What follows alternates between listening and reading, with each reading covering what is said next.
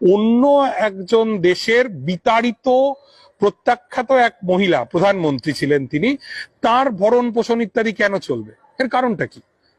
না, আমি প্রথম সারির নিউজ চ্যানেল বা নিউজ পেপারে গত দুদিন আগেও পড়ছিলাম, সেখানে বলা হচ্ছে যে শেখ হাসিনার নামে অনেক মিথ্যা মামলা দেওয়া হয়েছে বাংলাদেশে।